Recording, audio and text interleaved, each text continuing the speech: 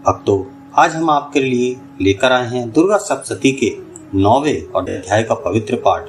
नवरात्रि के इन खास दिनों में देवी दुर्गा की महिमा का वर्णन करने वाले ये अध्याय बहुत ही शक्तिशाली और चमत्कारी माने जाते हैं।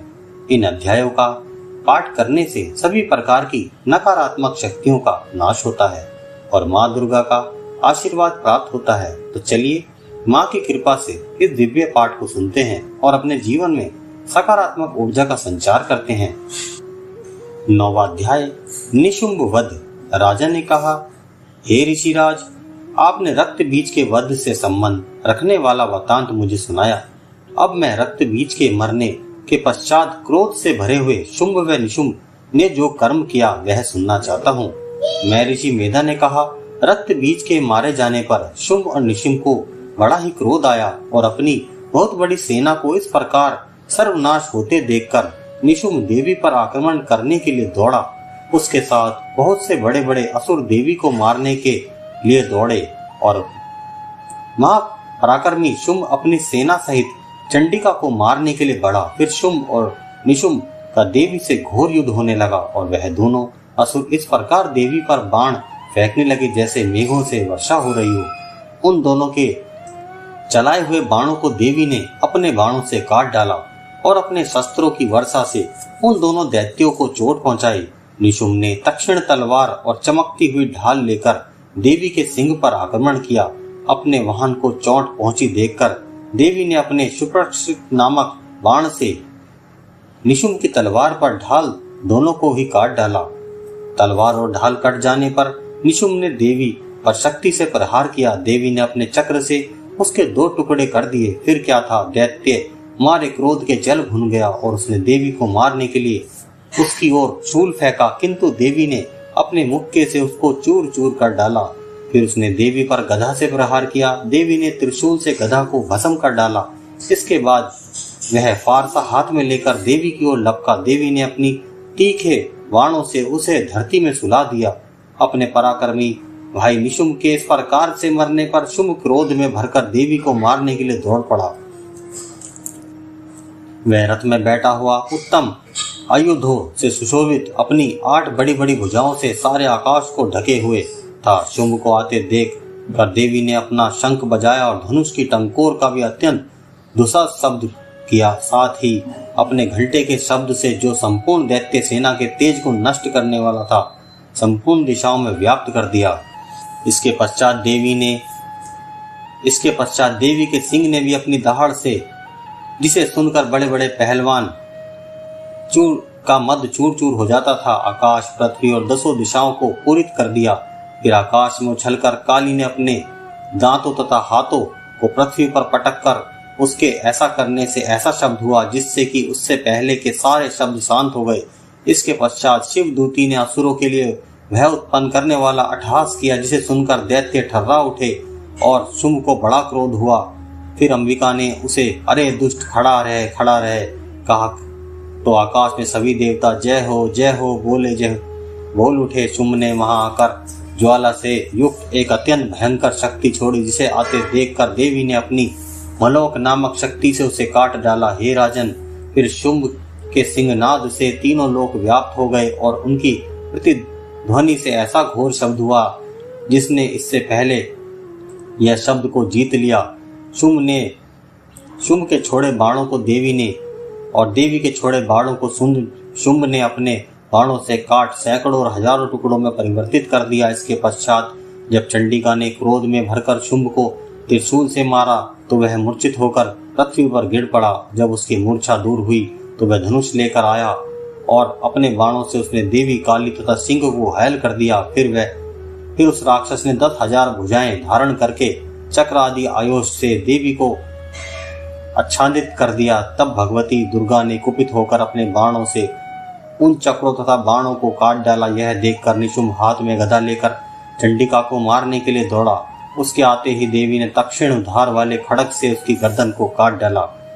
उसने फिर त्रिशूल हाथ में लिया। देवताओं को दुखी करने वाले निशुंभ त्रिशूल हाथ में लिए हुए आता देखकर चंडिका ने अपने शूल से उसकी छाती पर प्रहार किया और उसकी छाती को चीर डाला। शूल विभीषण हो जाने पर उसकी छाती में से एक उस जैसा ही महापराक्रमी दैत्य ठहर जा कहता हुआ निकला। उसको देखकर देवी ने बड़े जोर से ठहाका लगाया। अभी वह निकलने भी नहीं पाया था कि उसका सिर अपनी तलवार से काट डाला। सिर के कट जाने के साथ ही वह पृथ्वी पर गिर पड़ा।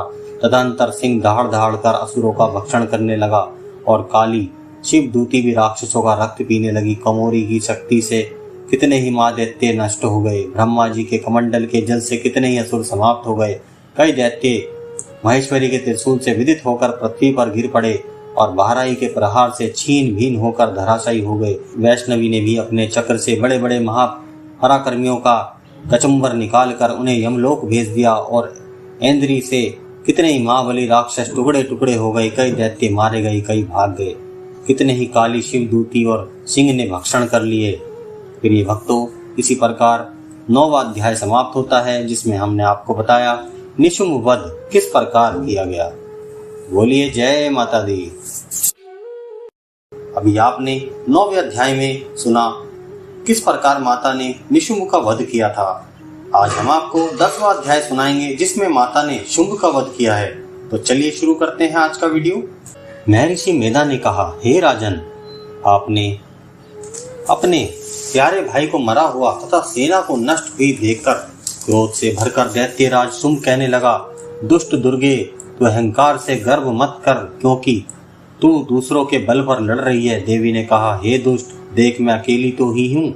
इस संसार में मेरे सिवा दूसरा कौन है? यह सब शक्तियाँ मेरी ही हैं। देख, यह सब की सब मुझ में ही प्रविष्ट हो रही हैं।